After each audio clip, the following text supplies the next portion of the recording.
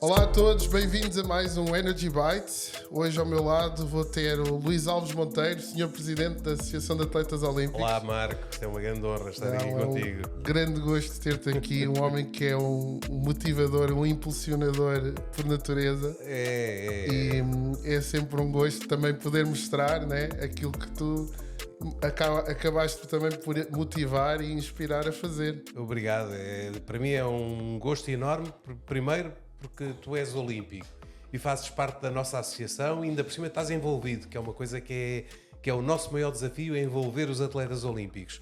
E depois tenho a oportunidade de contar a minha história. Aqui em off estamos a falar do storytelling. Exato. E de facto a associação tem uma história para contar e agradeço imenso. E o que é ótimo é perceber agora, e do pouco da história do pouco da tua história que eu conheço, sentir que de alguma forma também estás a deixar aqui a tua marca na Associação de Atletas Olímpicos e também fazer da tua história um pouco da história também da associação. Olha, isso é um bom ponto que pegaste aí, porque de facto toda a minha vida profissional eu sempre gostei de fazer coisas. Isto parece uma coisa muito simples, fazer coisas, mas os americanos chamam-lhe os doers, são os que fazem. E está provado que nas organizações há apenas 5% ou até menos, eu disse 5% já é um exagero, há apenas para aí 2, 3% de doers os que fazem. Há aqueles que querem fazer e pronto, e esses pode-se investir tempo neles, porque podem vir a fazer, e há os que dizem sempre que não, já fiz ou que não. E estes doers eu tenho é um dos meus objetivos principais é fazer coisas, porque depois, quando elas estão feitas, gosto sempre de olhar para trás e dizer isto, olha, já viste esta história, este percurso que nós tivemos, pronto, e isso é muito importante. Do meu ponto de vista pessoal, eu posso contar a minha história de vida, sempre a fazer coisas, e do ponto de vista da associação, como tu disseste bem, é criar uma marca. Eu acho que a associação é uma marca hoje forte e não é uma marca só porque sim, é uma marca porque quer influenciar, quer envolver os atletas olímpicos e é uma marca com os atletas olímpicos. Portanto, beneficiamos todos. Tá bem, mas antes de chegarmos aí, quero saber um bocadinho do teu trajeto também de vida e também como olímpico. Eu sei que nasceste em Moçambique. É verdade. E foste praticante de pentatlo moderno. Já começaste cá em Portugal. Já em Portugal. Eu sei, mas queria que me contasse um bocadinho sobre como é que é nascer em Moçambique olha, e desenvolver todas essas... Eu acho que tem um bocadinho a ver, porque nós em Moçambique nascemos, bem, tu és africano, eu sou africano, nós nascemos num ambiente de ar livre, em que podemos fazer tudo, estamos habituados a abrir a porta de casa e pronto, e o mundo está ali à nossa porta, correr, andar à chuva, ir para a piscina, ir para a praia, mas há uma característica fundamental no meu percurso de vida, que é a mudança. E o meu pai era médico, foi para Moçambique para fazer, no fundo, era muito difícil as condições para um médico em Portugal naquela altura, portanto ele foi para Moçambique e nós já acho que vivemos em 7 sítios diferentes, Nharrim, Xinde, Vila Cabral, Nampula, Lourenço Marques, Beira, portanto andar por aquele país fora e mudar constantemente para nós era uma constante. Portanto, a mudança que hoje para a maior parte das pessoas tem que se habituar, porque passa a ser uma constante, a minha vida sempre foi feita de mudança. Eu no outro dia, até por menor curioso, só para tu veres, eu já vivia em 24 casas, estava a falar com a minha filha e estava a dizer, espera lá que eu agora vou dizer quantas casas em que eu já vivi. Porque eu estive em Moçambique, tenho esse historial todo, e depois vim para Portugal, passei a viver em casa dos meus pais, mas rapidamente fui viver para o Porto, tive 8 anos no Porto, em 2 situações diferentes, e depois vivi no estrangeiro, vivi 10 anos em Inglaterra, vivi em Espanha, vivi em Itália, vivi em França, tive algum tempo nos Estados Unidos, portanto, se eu olhar para trás e em relação à tua pergunta, a minha constante é a mudança. E eu acho que isso é importantíssimo na vida das pessoas, porque a mudança sempre faz sempre muita espécie às pessoas. E de facto nós somos conservadores por natureza e mesmo nas organizações é muito difícil mudar. Quando há mudança há sempre resistência. Exato. E uma das minhas áreas nas empresas era a fazer tinha um conceito, que é um conceito que existe nas empresas, que era o Change Management Process, que era precisamente quando havia mudança de um processo, havia mudança de até de uma entidade, nós tínhamos que aculturar as pessoas para o Para próximo aquela passo. próxima. Portanto, a característica fundamental da minha vida é a mudança. Eu gosto da mudança, abraço a mudança e ensino as outras pessoas que a mudança é uma grande oportunidade. Então, e como é que o pentátulo entra aí? Como é que encaixa essa mudança? Eu sei que, aliás, se calhar até tem muito a ver, vendo agora, porque o pentátulo acaba por ter disciplinas completamente diferentes, ou seja, do cavalo ao tiro. Sim, o pentátulo é mesmo uma atração, porque foi uma atração para mim. Eu era um nadador médio, ia aos campeonatos nacionais, treinava no Benfica, comecei a nadar em Moçambique, mas nunca nadei em competição, porque nós tínhamos tempo livre, ou era ir para a praia ou para a piscina, e depois comecei a nadar no Benfica com o Mr. Yokoshi, e a determinada altura apareceu lá um tipo todo atlético, que ia treinar ao Benfica, que era o Roberto Durão, que nós conhecemos, que é nosso associado e faz parte do nosso Conselho Consultivo. E o Roberto Durão, eu perguntei quem é que era, ele disse, este indivíduo faz o pentátulo, faz esgrima, faz tiro. E espera lá, eu fazia hipismo em África, nado, portanto já tenho pelo menos 33% ou 25% da coisa mais ou menos feita. E de facto o pentátulo recortava-se mais na natação. Pronto, e comecei e fui experimentar, tinha jeito, pronto, era bom em todas as modalidades, bom, porque os atletas do pentatlo, curiosamente, têm que ser bons nas modalidades, não podem ser só suficientes. Pronto, e comecei, e no primeiro ano até fui logo campeão nacional de júniores no pentatlo moderno. E de facto isso também tem a ver com mudança, é uma coisa diferente, e era uma coisa que me atraía bastante. Portanto, o pentatlo caiu que nem gingas, como se costuma dizer. Olha, e daí em 1984 Jogos Olímpicos de Los Angeles. Os Jogos Olímpicos de Los Angeles foi uma equipa, o pentatlo já tinha estado nos Jogos Olímpicos, curiosamente com um tio do Roberto Durão, e com dois indivíduos do Exército, aliás um da Marinha e outro do Exército, Joné, portanto, Joné da Marinha e o tio do Roberto Durão. Roberto ou Ricardo? Bem, eu agora não quero cometer aqui um pecado capital, mas acho que é Ricardo Durão. E eles estiveram no pentatlo moderno e nós aparecemos, então, esta equipa com o Manuel Barroso, também veio da natação, também nosso associado, obviamente.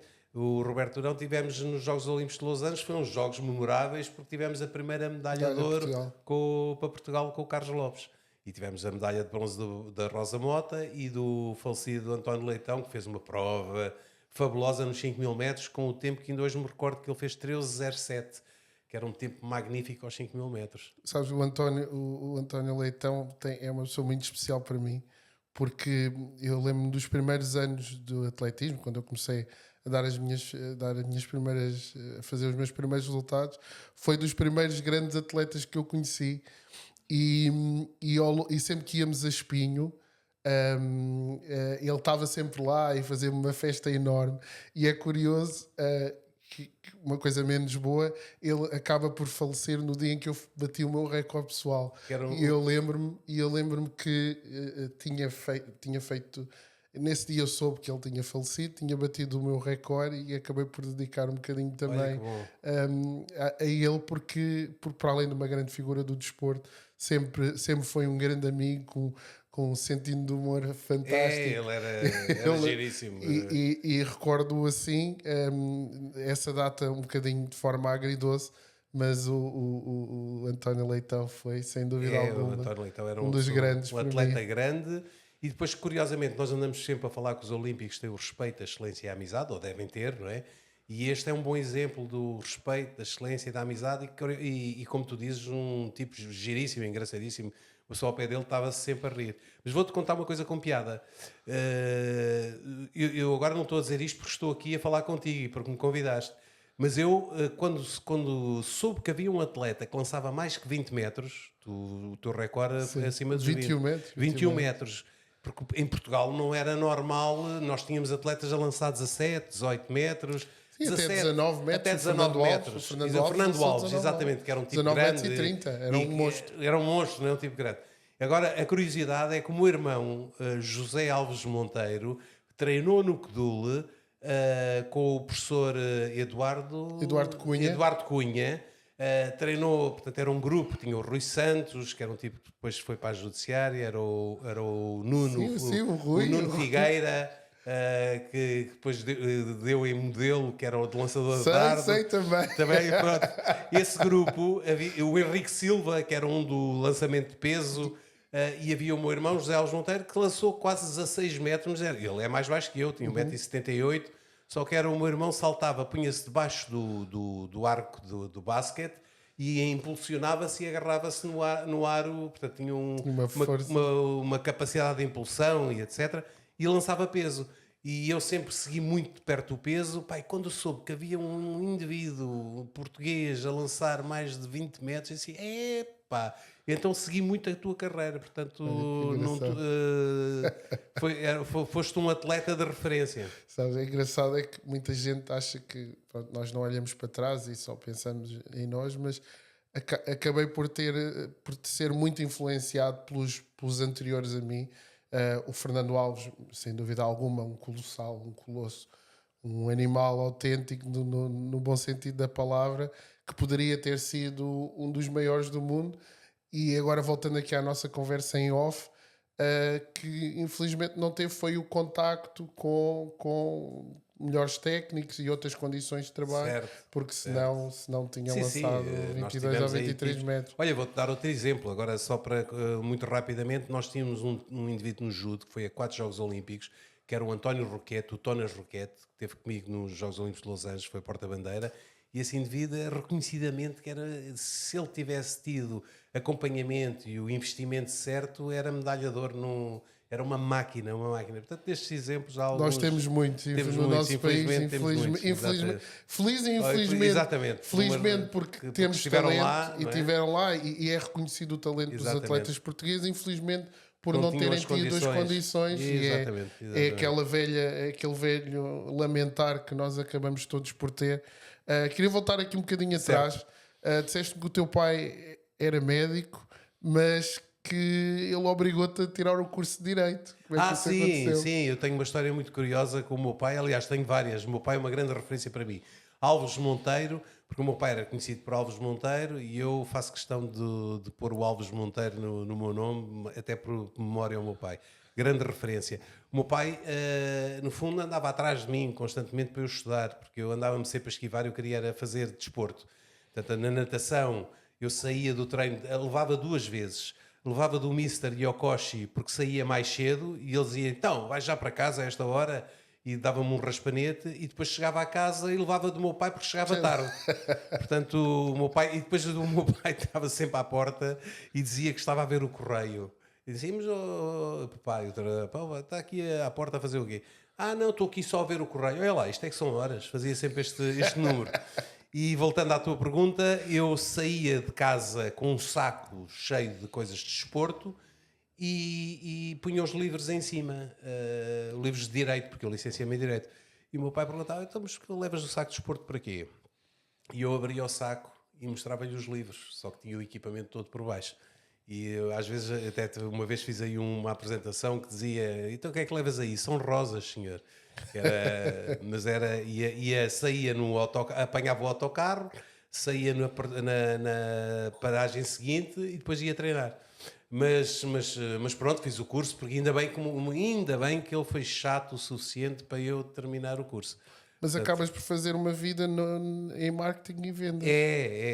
Eu licenciei-me em Direito, a minha aspiração era diplomacia, eu tirei Ciências Políticas Internacionais, mas depois comecei a trabalhar na área comercial, porque pronto, tinha muita facilidade no relacionamento, na área comercial, e pronto, e comecei a trabalhar numa empresa logo, a vender porta a porta, depois comecei a fazer o meu percurso por aí fora, comecei nas vendas e depois passei por outras empresas e fiz a minha vida basicamente em multinacionais de grande dimensão, como a Hewlett Packard, a Xerox e a Oki nos anos finais.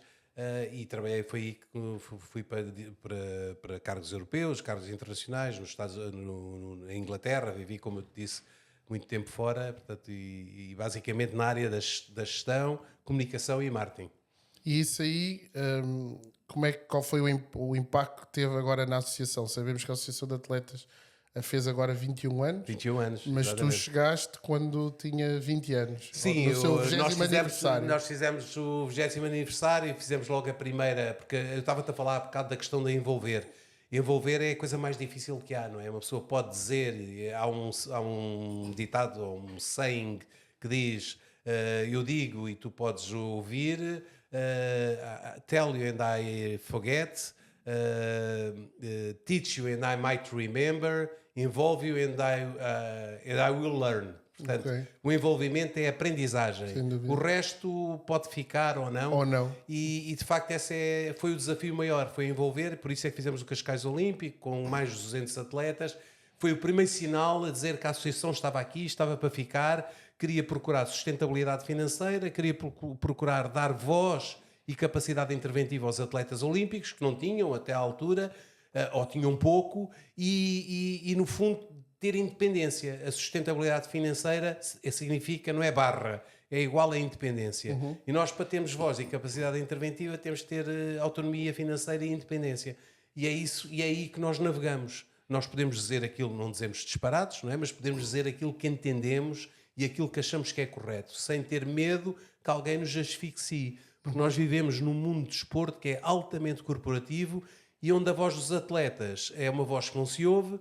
E eu costumo dizer, como imagem, que os atletas estão na segunda fila das cerimónias, são chamados ao palco para levar 2 pancadinhas nas costas e as medalhas, e depois voltam para a segunda fila, mas sempre calados. Sim. E nós queremos passar os atletas para a primeira fila e com voz. Ter um papel interventivo. Ter um papel interventivo. Aquela coisa de dizer, ele só sabe dar chutes na bola. Ou como eu ouvi há pouco tempo, recentemente, um dirigente dizer que em relação à Fernanda Ribeiro, que ela está confortável nas pistas. Isso tem que acabar, essa mentalidade, porque a Fernanda Ribeiro, por exemplo, é uma pessoa que faz um meeting internacional na Maia, que tem uma logística incrível, leva pessoas, e só quem a vê a gerir aquilo percebe que ela não é nas pistas que está confortável. Claro. Ela também é empresária. Sim. E como tu também és empresário, e como há N casos em que são atletas que têm uma dimensão muito superior à dimensão nas pistas ou nas piscinas, etc. Mas porquê que achas que isso é assim? Não achas que... Eu tenho uma teoria e não sei se pode ser válida ou não.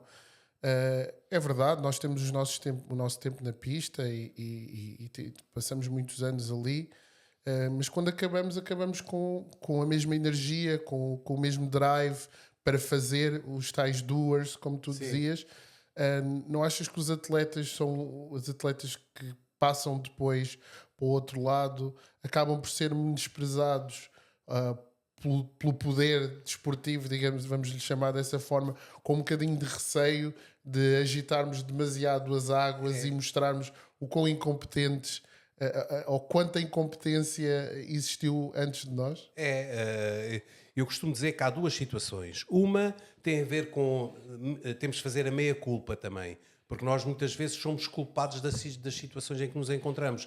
Ou porque da altura em que estamos a competir só pensamos em nós. Portanto, somos muito individualistas, mas isso tem a ver com o próprio desporto. Isso acaba por ser natural, Luís. É natural. Porque assim, para termos sucesso no desporto que fazemos, tem que haver... Claro. Temos que ser muito ambíguos, temos que pensar muito em nós para podermos crescer, porque o investimento a nível físico, psicológico, familiar, social é tão grande que se as coisas não ocorrerem bem, nós ficamos mal. É verdade, mas temos que ter a capacidade, e essa é que é a grande luta, que é durante a carreira pensar no pós-carreira. Porque normalmente o que acontece hoje, e eu sinto isso na associação, enquanto os atletas estão na carreira ativa, é muito difícil contactar com eles. Quando já começa a aproximar o pós-carreira, e ainda bem, percebem que há uma associação forte e começam-se a juntar à associação. E no pós-carreira estão de corpo e alma com a associação, pelo menos a maior parte, não é? Porque nós não podemos contentar todos. Há atletas que, independentemente do nosso trabalho, olham para nós e não estarão satisfeitos. Ou não nos passam um cavaco ou não estão satisfeitos com. Isso é natural. Portanto, há sempre um grupo X que... Agora, voltando à parte prática, eu acho que a grande luta é, durante a carreira, pensarem no pós-carreira, porque isto é um funil. Há atletas que vão chegar a ser uma marca e podem fazer a vida baseado no passado desportivo. E há marcas, há pessoas, há atletas que nós olhamos e dizemos assim, isto é uma marca, a Patrícia Mamona é uma marca. Sim, um exemplo.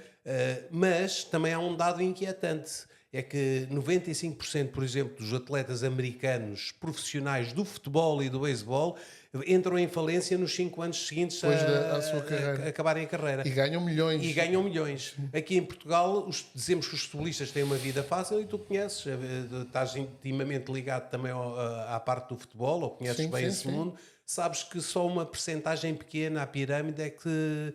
Portanto, a literacia é muito importante. Hoje há mais literacia, mas a literacia não é suficiente para entrar no mundo profissional, no mundo das empresas. É preciso aculturar e ensinar as pessoas que o mundo de trabalho não é o mundo do conforto, da zona de conforto dos treinos e da competição, e esse passo é esse passo onde nós intervimos. Nós chamamos as empresas, chamamos a sociedade civil para ensinar os atletas a perceber o que é o mundo de trabalho, quais são as valências que eles têm que utilizar. Não é só... Tem uma coisa muito importante, como tu sabes, que é o foco, a determinação, a capacidade de trabalho, trabalhar por objetivos, etc. Mas falta-lhes perceber o ambiente de trabalho. E o ambiente de trabalho, felizmente, e infelizmente, que eu costumo dizer, tem pessoas.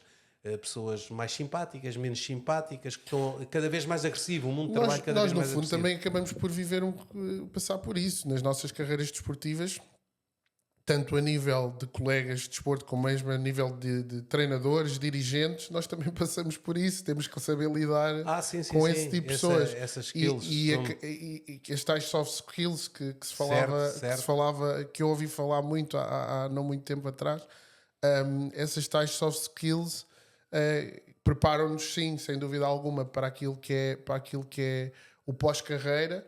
Mas há aqui uma série de outras hard skills que se tem que ter, mas ainda assim não respondeste à minha pergunta. Então olha, estou em falta. Se achas que os dirigentes de hoje temem aquilo que os atletas podem vir a acrescentar, ou se é falta mesmo de preparação, se achas que os atletas ainda não estão assim tão bem preparados. E claro que tem que haver uma conversão aquilo que é o trabalho do atleta para depois para um trabalho a nível de dirigismo ou a nível empresarial. É verdade que isso tem que haver, mas é como tudo. Agora, porquê que existe tanta resistência? Certo.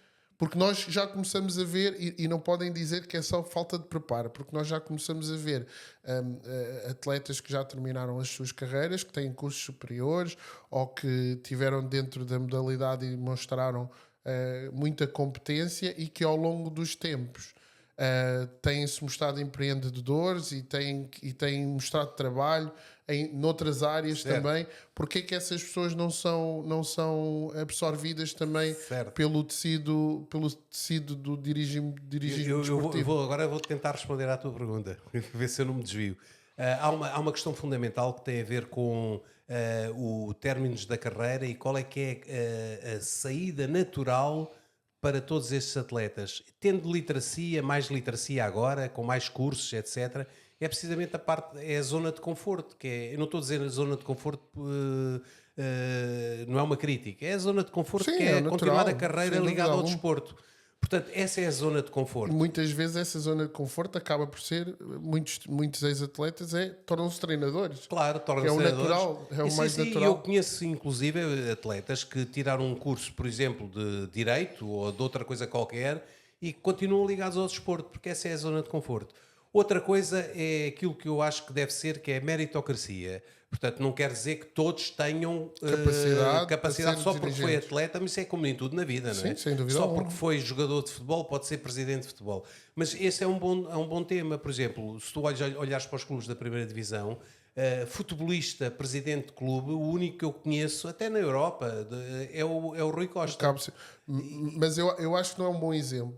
Mas eu vou-te falar porque é que eu estou a falar tem a ver com aquela tua pergunta que falaste porque é que os atletas não são olhados. Mas depois tu acabas por ver na Federação de Futebol, acabas por ver ali muito envolvimento dos ex-atletas.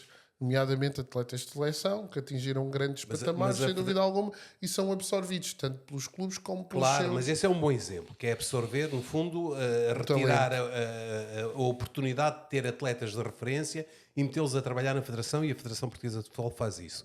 Agora, falando em relação ao estigma, de facto, e em relação aos dirigentes, porque é que os dirigentes têm medo, ou supostamente têm medo? Porque, de facto, há um estigma. Por um lado, há um estigma em relação aos atletas, que é os atletas que não pensam, os tais que só sabem jogar a bola, só sabem correr na pista, etc.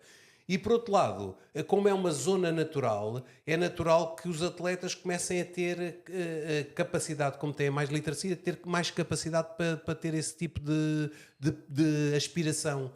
Não é por acaso que hoje, e nós achamos que a Associação tem uma cota parte de responsabilidade nisso, há já atletas a assumirem-se candidatos a presidentes de federação.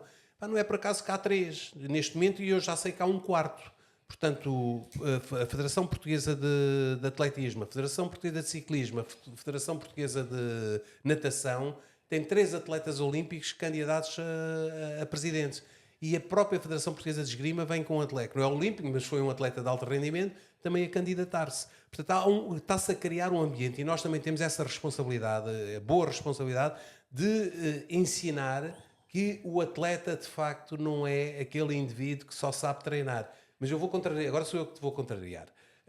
Em relação à questão do treino e das soft skills. De facto, os atletas têm as tais hard skills, não é?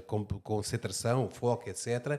Em relação às soft skills, têm que ser ensinados, porque muitas vezes eles estão habituados a ter a zona de conforto, que é... No outro dia eu vi um canoísta canadiano que ganhou não sei quantas medalhas, que ele dizia: a minha vida era muito simples, eu acordava de manhã, tomava o pequeno almoço, ia para o treino, ia dormir à tarde, voltava a ir para o treino, à noite ia descansar e não tinha que pensar em mais nada, porque o treinador dizia o que é que eu tinha que fazer, eu apenas obedecia e estava dentro de uma bolha.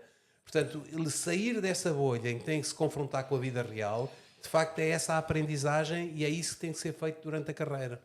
Sim, mas sim, concordo contigo.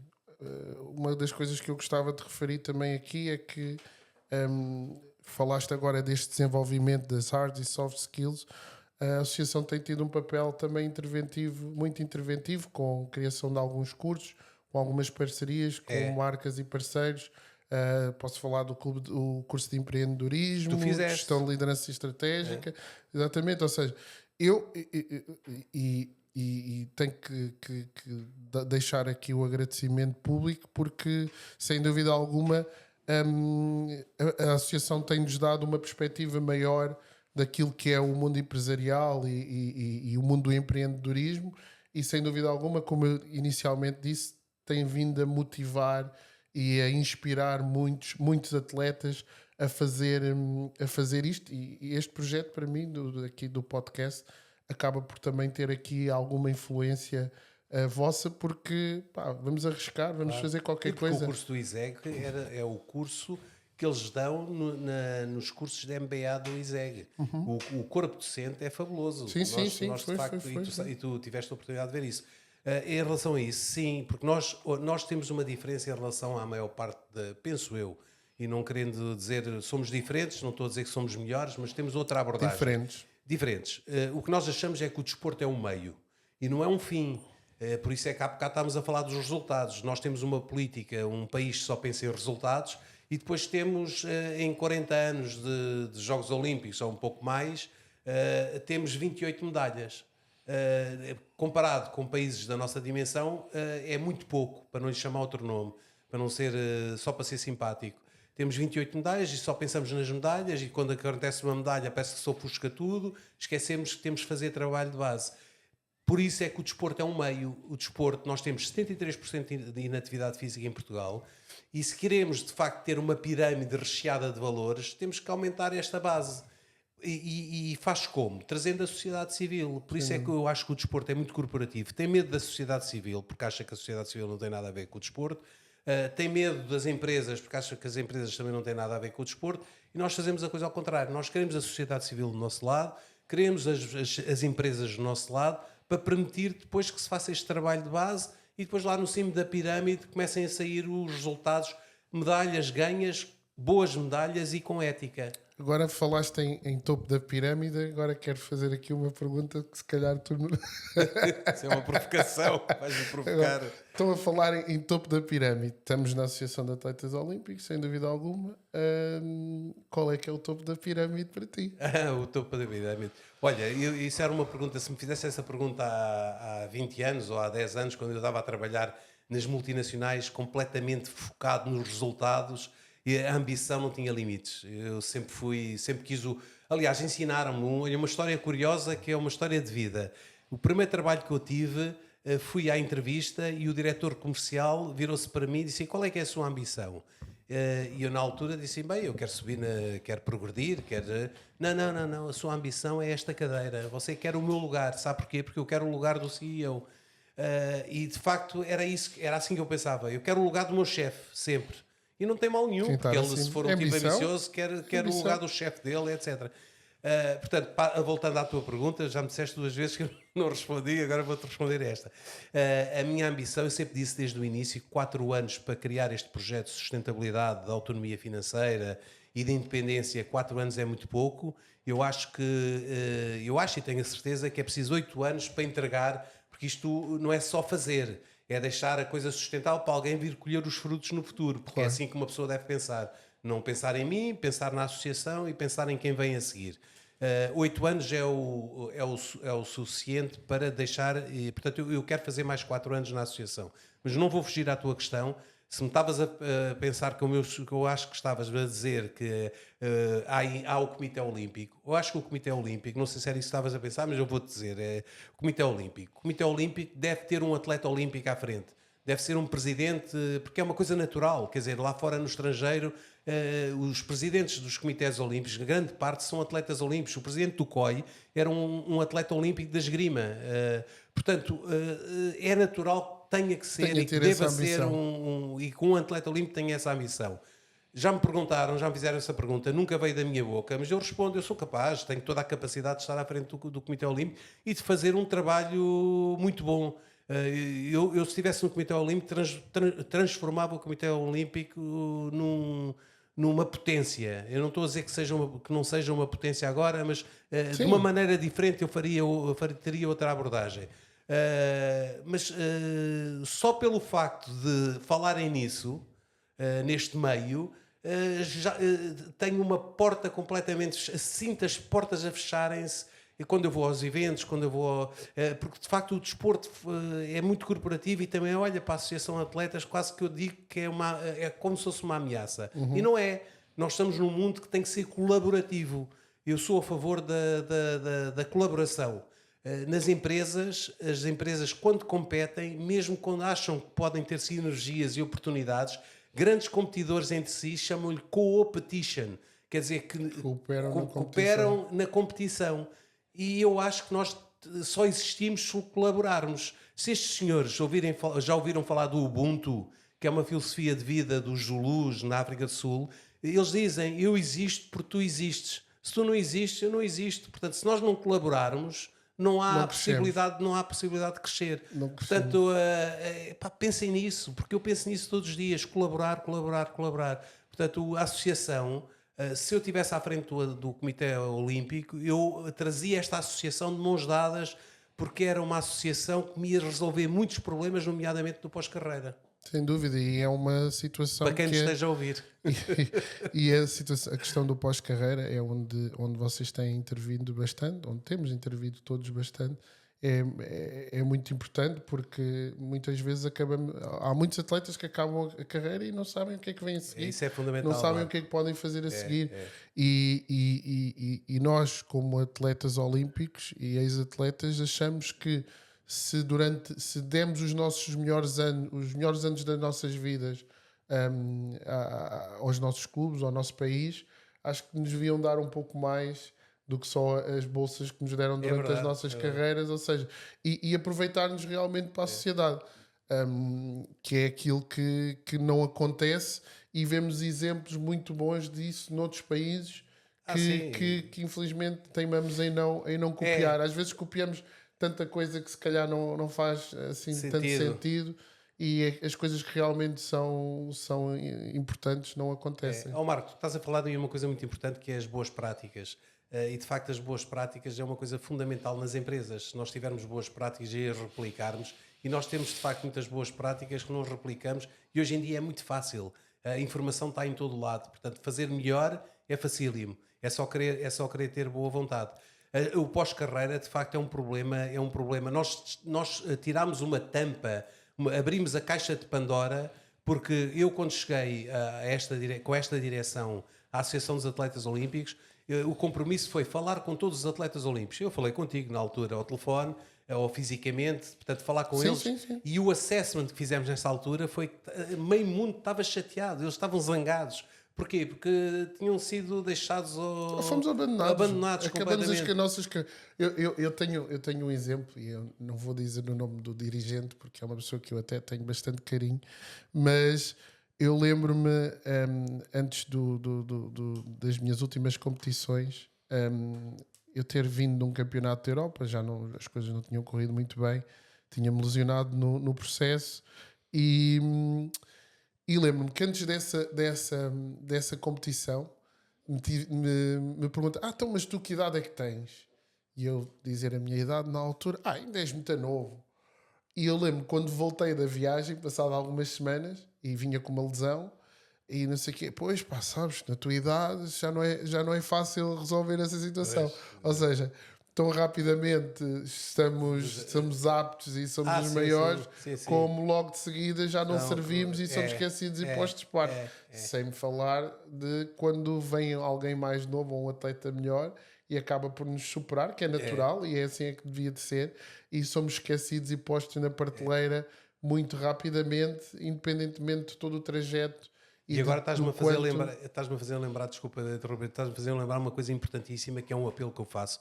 Os atletas têm uma cota parte de responsabilidade neste processo, porque quando passam a dirigentes, há uma percentagem deles que se esquecem do passado e que se esquecem que de facto têm que dar a mão aos atletas e têm que pensar neles e no fundo criar ali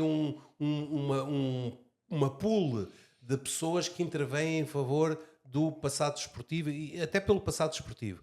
E isto quer dizer que rapidamente aqueles que passam para dirigentes passam os poucos que conseguem são engolidos por aquele corporativismo e portanto não façam isso. Eu não julgo, sabes, porque são energias ou são poderes que já estão instituídos há décadas. Claro, mas eu lembro-me há uns anos atrás que diziam que o desporto em Portugal estava atrasado 30 anos.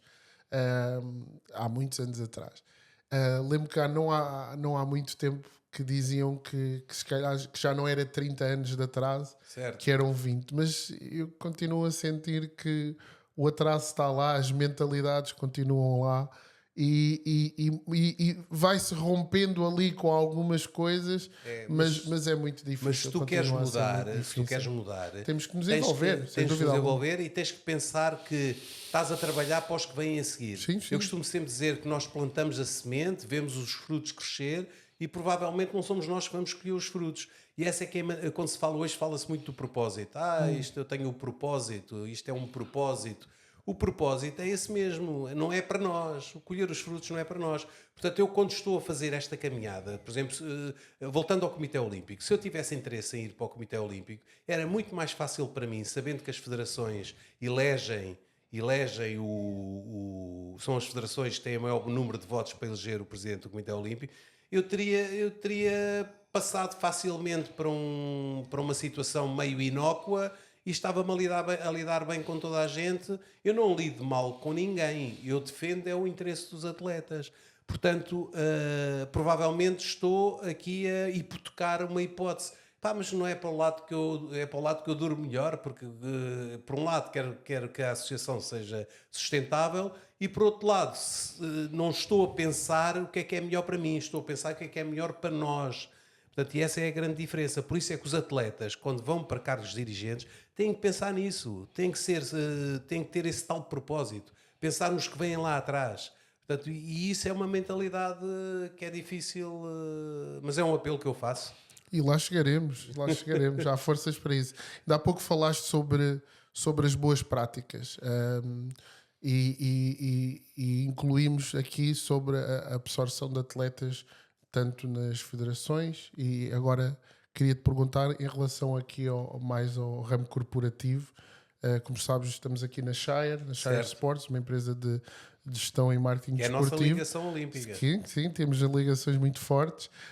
Como é que tu vês a absorção de atletas olímpicos neste tipo de instituições? Ou seja, eles acabam, e eu agora falo da minha experiência própria, né? Deram-me condições para poder desenvolver um trabalho que eu acho que é muito meritório, dar um know-how diferente também e ajudar a empresa a crescer. Como é que tu vês essa absorção e que tipo de visibilidade é que este tipo de projetos e este tipo de empresas poderão vir a ter mais no futuro para ajudar também a impulsionar? Claro, olha, nós temos um projeto que é as Ligações Olímpicas, que a Shire faz parte, e que no fundo tentámos dentro da nossa base de dados segmentar. Nós segmentamos de várias maneiras, segmentamos do ponto de vista pessoal, aquilo que os americanos chamam os personas, quem é que sabe fazer isto, quem é que sabe fazer aquilo, quem é médico, quem é engenheiro, quem sabe comunicar melhor, etc. E também segmentamos quem é que tem empresas, quem é que tem projetos. E as ligações olímpicas é isso mesmo. Neste momento já vamos para a 24ª ligação olímpica, quer dizer que há 24 atletas que estão ligados de alguma maneira, ou empreendedores, ou ligados a empresas, a projetos, e como ainda agora estávamos a falar dos negócios olímpicos, que é um podcast para atletas que têm negócios. Portanto, nós vemos isso com o melhor das boas práticas. E no fundo, eu no outro dia estava a dizer a alguém: epá, o Nelson Évora salta, ou o Marco Fortes lança 21 metros, ou o Nelson Évora salta quase 18 metros porque não pensa? Epá, é impossível. É que estas pessoas não percebem que uma pessoa que lance 21 metros no peso não é porque tem força bruta. É porque é inteligente o suficiente para fazer as coisas bem feitas. E não é só lá na altura do lançamento, não é só naquele círculo. Até para estar naquele círculo, há todo um trabalho até para estar antes. naquele círculo é preciso pensar, porque rapidamente se faz um nulo. Sim, se comete um erro. Tudo isto tem a ver com uma capacidade enorme que os atletas têm de chegar a este nível de alto rendimento. Portanto, tudo aquilo que seja o processo de dar visibilidade aos projetos e o que tu fazes uma coisa incrível, que é foste dos primeiros com quem eu falei e que eu percebi que tinha veia empreendedora, aceitaste logo mais conhecimento, querer aprender mais, tudo mais. Portanto, e por alguma razão nós estamos aqui a falar. E estamos a falar de trajeto de atletas com sucesso, etc. Portanto, a associação traz as empresas para o pé dos atletas, leva os atletas para o pé das empresas, traz a sociedade civil, porque é neste binómio, trinómio, é que nós conseguimos, de facto, ir para a frente. Portanto, o desporto está lá, por acaso. Sim, acaba por ser aqui um ponto de ligação. É um meio. Mas todos os skills que a gente desenvolve a nível desportivo também têm e podem ser bem aplicados a nível empresarial e não só. Nós dizemos que o desporto é um meio poderoso para transformar uma nação. No outro dia estava a dar o exemplo mais... O que é o Rock in Rio? Agora deves estar a pensar que eu estou a divagar. Mas o que é o Rock in Rio? Não é um festival de música. Não. O Rock in Rio é uma plataforma que por acaso tem música, mas é muito mais do que isso. Eles têm o learning, têm um learning center para as empresas irem lá perceber como é que é a dinâmica de marketing e como é que é aquele projeto em termos de marketing e comunicação. Tem as marcas, e o desporto é uma plataforma. E tem uma componente social muito grande. Tem uma componente social muito grande. Portanto, o desporto é uma plataforma e nós temos que olhar para o desporto como uma plataforma, como um meio. O desporto desperta uma nação. É uma marca registada da Associação dos Atletas Olímpicos. Juntámos pessoas da sociedade civil, desde a Maria de Belém Roseira, que ainda há bem pouco tempo teve no segundo seminário da saúde mental, a Isabel Alçada, que foi ministra, o Marçal Grilo, a Isabel Jonet, do Banco Alimentar, o Duarte Gomes, da arbitragem. Criámos um grupo de Thought Leadership, que é um think tank para pensadores e para pensarem no desporto, porque tem um problema a resolver, porque impacta a saúde, impacta a educação, impacta uma série de temas importantes na sociedade, e porque chegámos à conclusão, e não é uma conclusão, não é rocket science, é que o desporto, de facto, é um meio poderoso para despertar uma nação. E cada vez mais temos tido o apoio de figuras como o Primeiro-Ministro. Olha, o Primeiro-Ministro há pouco tempo, quer dizer, o corporativismo do desporto ficou logo todo incomodado. Claro. Como é que o Primeiro-Ministro foi à festa da Associação dos Atletas Olímpicos? É pá, porque se calhar está lá uma parte em que ele olha para a associação e diz assim, estes tipos são uma marca, são potentes. Mas também houve coincidência, porque é de espinho, mas tudo isso fez com que ele estivesse lá presente. É de aplaudir, aplaudam, não critiquem, porque pode ser aproveitado por todos. Temos um primeiro-ministro que desceu as escadas para ir ter com gente do desporto. Não critiquem, aplaudam, porque isto aproveita a todos. Sim, toda a gente pode beneficiar com isso. No ano passado também o Presidente da República. O Presidente da República deu o alto patrocínio às nossas férias. Nós fazemos coisas com qualidade. É uma das coisas que eu não falei, mas a associação é uma pequena empresa. Uma pequena empresa que tem métodos de empresa, tem proveitos, tem custos e tem um objetivo, uma visão, uma missão, tem valores e temos a coisa bem para os atletas, pelos atletas e para a sociedade. Então o que é que podemos esperar agora para breve aqui na associação? Associação. Ainda que uma coisa que eu me esqueci de referir, estamos agora perto do Dia Olímpico, né? Certo. Estamos também quase a chegar aos Jogos Olímpicos. O que é que podemos esperar aqui da associação até essas duas datas e daí para a frente também? Nós neste momento estamos a preparar, estamos neste projeto dos podcasts dos negócios olímpicos. Temos 3 pilares estratégicos, não é? Eu vou repetir outra vez, porque isto a repetir é sempre importante. Sim, para os atletas, pelos atletas, para a sociedade. Portanto, no fundo, estamos a fazer os negócios olímpicos para os atletas, pelos atletas e também para a sociedade, com as empresas a juntarem-se e com a comunicação social, neste caso é o Jornal de Negócios. Vamos fazer o primeiro encontro nacional das ligações olímpicas, que vai ser convidado, portanto, em primeira mão, vamos fazer com uma Câmara Municipal, portanto, nós já temos uma boa prática com as câmaras municipais, portanto, também gostamos de fazer as coisas bem feitas para poder replicar no ano seguinte, como uma boa prática. Câmara Municipal de Cascais, Câmara Municipal de Matosinhos, Câmara Municipal de Espinho e agora esta Câmara Municipal, que já deu o acordo, que depois vamos revelar. Isso vai ser na segunda metade do... queremos fazer do ano, queremos fazer um evento, que é um evento em Cascais, que vai ser não posso revelar ainda, porque ainda estamos em negociações.